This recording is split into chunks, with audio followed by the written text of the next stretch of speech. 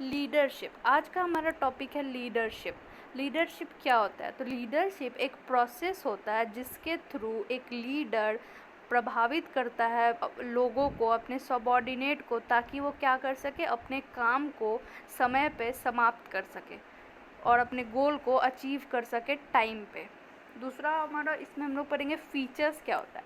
तो लीडरशिप का फीचर क्या क्या होता है? तो सबसे पहला जो फीचर है वो है कि लीडरशिप इंडिकेट करता है एक अब एबिलिटी। जो भी इंडिविजुअल के अंदर लीडरशिप क्वालिटी होता है वो क्या इंडिकेट करता है कि उसके अंदर एबिलिटी होता है कि वो दूसरों को इन्फ्लुएंस कर सके, दूसरों के ऊपर प्रभाव डाल सके। दूसरा फीचर क्या हो जाता है, ये इंटरपर्सनल रिलेशनशिप बनाने में हेल्प करता है। लीडरशिप, अगर किसी पर्सन के अंदर लीडरशिप क्वालिटी है तो वो इंटरपर्सनल रिलेशन बना सकता है किसके साथ, अपने सबॉर्डिनेट के साथ, अपने फॉलोअर के साथ, अपने एम्प्लॉय के साथ। दूसरा, ये एक कंटिन्यूअस प्रोसेस होता है। लीडरशिप हर जगह पे काम आता है, हर ऑर्गेनाइजेशन में काम आता है। चौथा हो जाता है ये हमारा एक ग्रुप प्रोसेस होता है। ये जो लीडरशिप होता है ये ऑलवेज ग्रुप में किया जाता है। और इस पांचवा आ जाता है, इसका यूज़ किया जाता है क्या करने में, गोल को अचीव करने में। सो डिफरेंट स्टाइल्स क्या क्या हैं लीडरशिप के? बहुत सारे लीडरशिप के स्टाइल है। सबसे पहला जो स्टाइल है लीडरशिप का वो है हमारा ऑटोक्रेटिक लीडरशिप। ऑटोक्रेटिक लीडरशिप को हम लोग ऑथोरिटेटिव लीडर और बॉस सेंटर लीडर भी कहते हैं।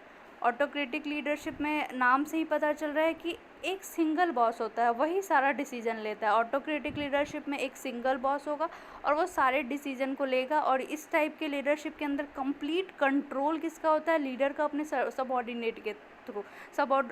सबॉर्डिनेट के ओपिनियन, डिसीजन मैटर नहीं करते हैं इस लीडरशिप स्टाइल में।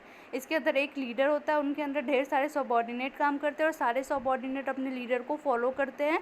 उनका कोई रोल नहीं होता है डिसीजन मेकिंग में। जो लीडर बोला वो उनको मानना पड़ता है। लीडर बोलता है येस तो सबॉर्डिनेट को भी येस ही मानना पड़ता है। लीडर बोलता है नो तो सबॉर्डिनेट को भी नो ही मानना पड़ता है। नेक्स्ट हमारा स्टाइल होता है वो है डेमोक्रेटिक स्टाइल। डेमोक्रेटिक स्टाइल क्या होता है? तो डेमोक्रेटिक स्टाइल को हम लोग पार्टिसिपेटिव लीडरशिप और ग्रुप सेंटर लीडरशिप भी कहते हैं।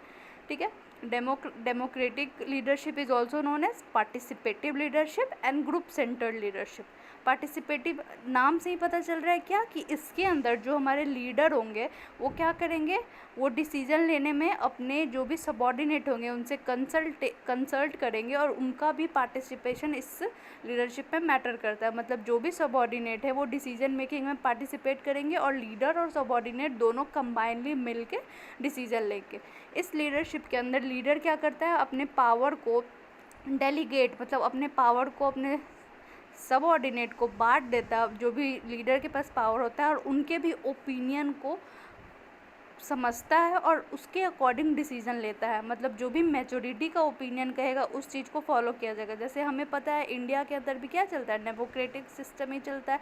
जो मेजोरिटी बोलेगा वही लीडर काम करेगा। सेम टू सेम ऑर्गेनाइजेशन भी जो डेमोक्रेटिक स्टाइल फॉलो करते हैं, जो मेजोरिटी बोलेगा ऑर्गेनाइजेशन उसके अकॉर्डिंग ही चलेगा। जैसे कि आप यहाँ देखो, एक लीडर है और सारे तरफ से जो सबॉर्डिनेट है वो क्या कर रहे हैं, इनका डिसीजन लेने में हेल्प कर रहे हैं। जो भी मेजोरिटी, जो भी सबॉर्डिनेट, जैसे सबॉर्डिनेट मेजोरिटी में जो भी सबॉर्डिनेट कहेंगे कि हाँ ये डिसीजन लेते हैं, तो लीडर क्या करेगा, उनके बात को मानेगा और उसको फॉलो करेगा।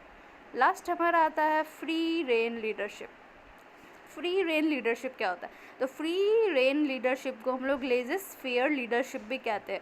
इसके अंदर क्या होता है, तो इसके अंदर कंप्लीट डेलीगेशन, मतलब कंप्लीटली जो लीडर है वो अपने ऑथोरिटी को, अपने पावर को अपने सबऑर्डिनेट को दे देता है ताकि वो डिसीजन ले। इसके अंदर लीडर सिर्फ वॉच करने का काम करता है। लीडर खड़ा रहता है और वो वॉच करता है अपने सबऑर्डिनेट को, और जिस सारा डिसीजन जो है वो किसके द्वारा लिया जाता है, सबऑर्डिनेट के द्वारा ही लिया जाता है। जैसे कि आप देखो, लीडर यहाँ पे सिर्फ सर्व करता है एज अ कॉन्टैक्ट, मतलब लीडर जो है वो कॉन्टैक्ट इस्टेब्लिश करता है सबऑर्डिनेट के बीच में और टॉप मैनेजमेंट के बीच में। जो भी रिसोर्सेज नीडेड है, जो भी इंफॉर्मेशन नीडेड है सबऑर्डिनेट को किसी भी काम को पूरा करने के लिए, लीडर बस उनको वो प्रोवाइड करा देता है टाइम पे।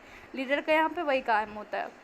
जैसे आप लोग इस डायग्राम में भी देख सकते हो, एक लीडर है जो कि वॉच कर रहा है अपने सबऑर्डिनेट को ताकि सारा काम जो है वो सही से करे। जो भी डिसीजन मेकिंग है, जो भी रूल रेगुलेशन है, जैसे भी काम करना है, जो भी टास्क कंप्लीट करना है, सारा कुछ कौन कर रहा है? सबऑर्डिनेट कर रहा है।